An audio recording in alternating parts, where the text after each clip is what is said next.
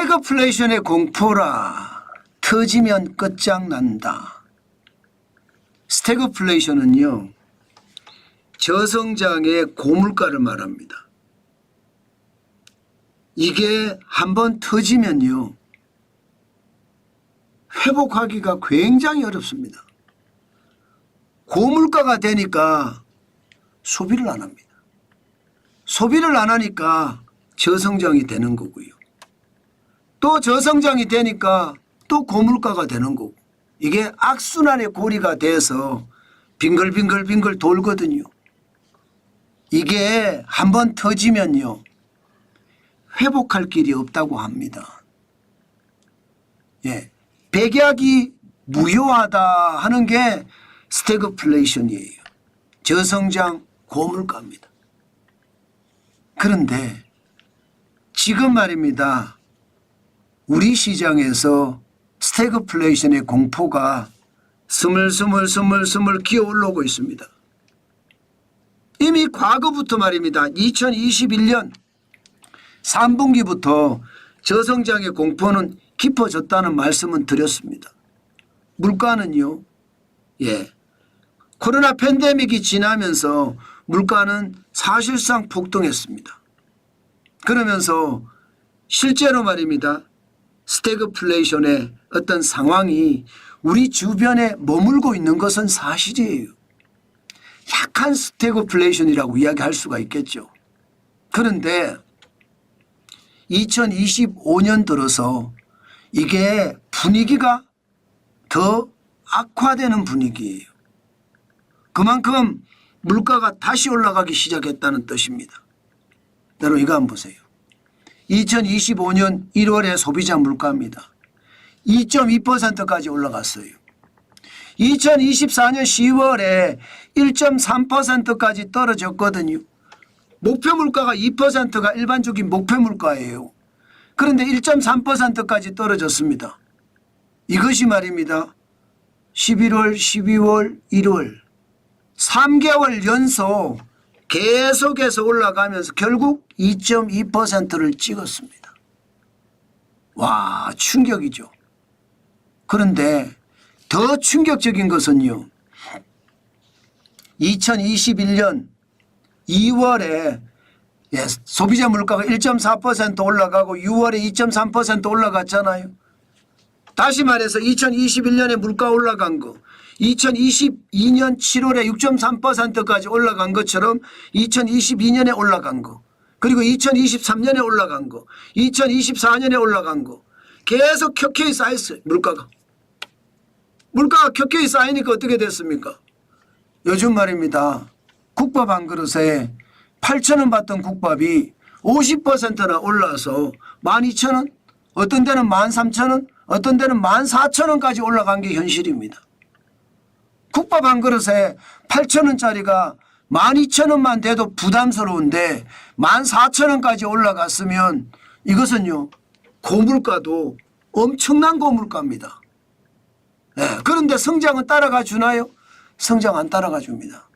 지금 성장을 보면 주요 투자은행들이 대한민국의 올해 경제 성장률 전망을 해놨는데 JP모건은 1.3%예요. CT는 1.4%고요. 투자은행들의 평균이 1.66%입니다. 이것도 전망이에요. 앞으로 이거보다 더 떨어질지 더 높아질지 아무도 모릅니다. 그러나 중요한 것은 지금 같은 흐름대로 한다면 이거보다 더 낮아질 수 있다는 이야기죠.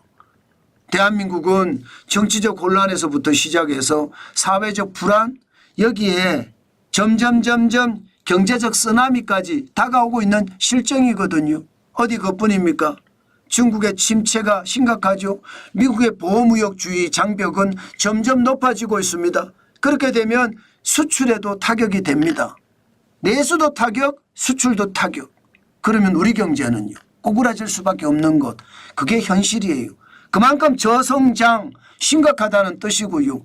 물가는 4년 5년 계속 올라가서 뭐 50%, 많게는 60%, 70% 계속 올라가니 스태그플레이션의 공포가 우리 주변에 와 있다고 해도 과언이 아니죠. 심각합니다. 앞으로 소비가 더 안 될 가능성도 굉장히 높다는 뜻이에요. 실질적으로 구체적으로 보면 말입니다. 근원 소비자 물가마저도 2025년 1월에 2%까지 올라갔습니다. 여기에는 농산물 뺍니다. 예, 계절적인 요소가 강하니까 석유류 뺍니다. 일시적인 요소가 강하니까 나머지만 가지고 물가 지수를 조사하는데 이를 핵심 물가 지수, 근원 소비자 물가 지수라고 합니다. 이게 2%까지 올라갔어요. 근원 소비자 물가 지수도 마찬가지 2021년 이미 말입니다. 2.5%까지 올라갔고요. 2021년, 2022년, 2023년, 2024년 올해까지 벌써 4년 동안 쌓여왔습니다. 그래서 물가가 심각하다 이렇게까지 이야기할 정도예요. 게다가 지금은요. 목표 물가인 2%를 지키고 있다고 하지만 근원 소비자 물가가 아니라 소비자 물가는 더 많이 올라가서 2.2%까지 올라가 있는 상태잖아요. 4년 동안 켜켜이 쌓여진 물가는요. 사실 시장에 굉장히 충격을 줍니다.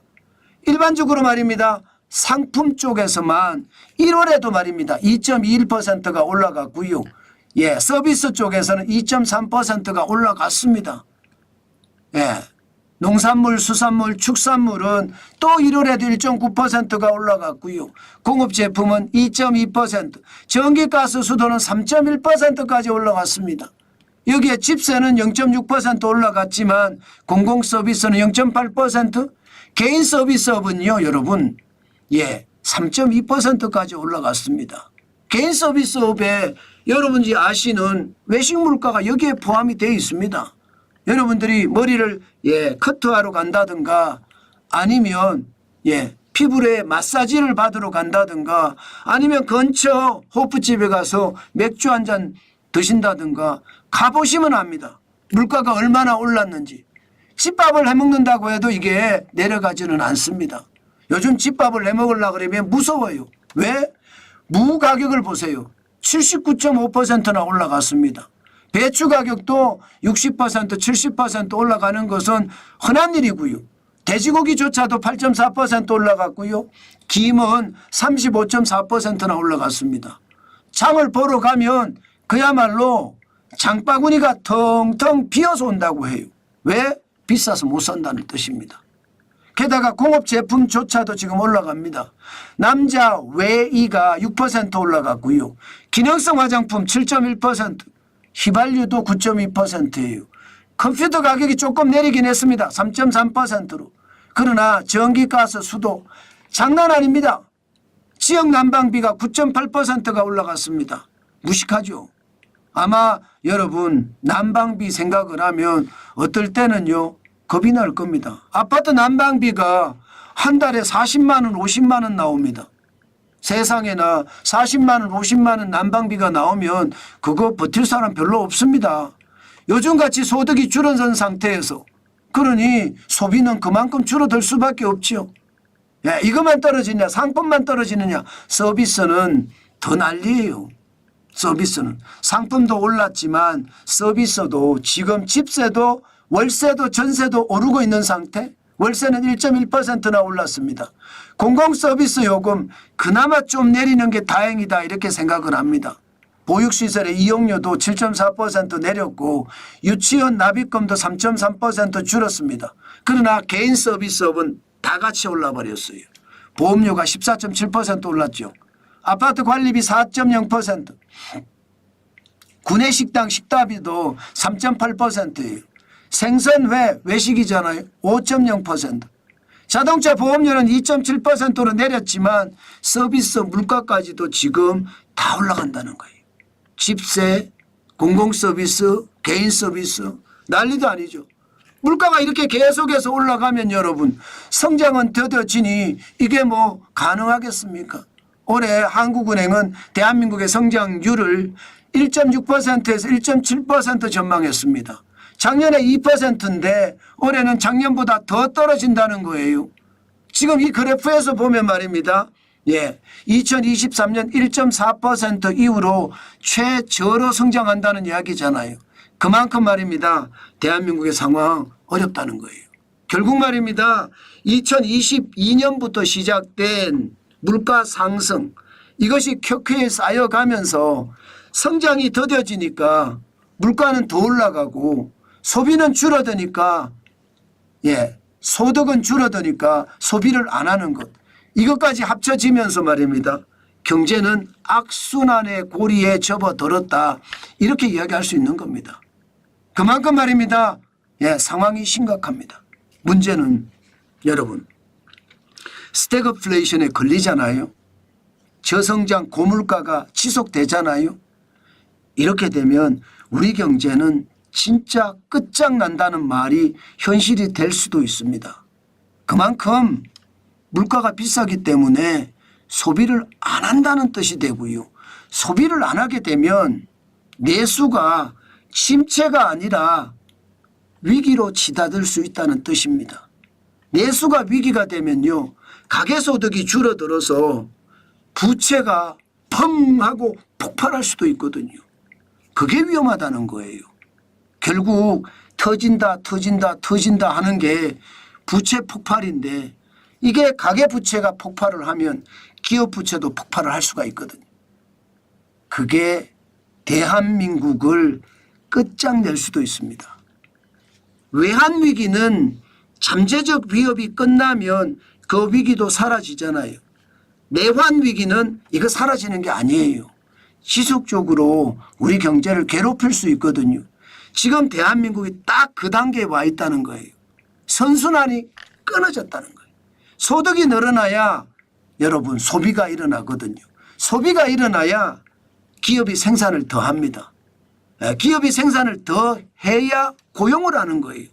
경제에서 가장 중요한 게 고용인데 고용을 안 하고 자꾸 뱉어내면 자꾸 희망퇴직이니 정리해고니 자꾸 기업에서 쫓아내면 어떻게 됩니까? 경제는 망하는 거죠. 저는 그런 상황이 지금 현재 우리 곁에서 벌어지고 있다. 저는 그렇게 생각합니다.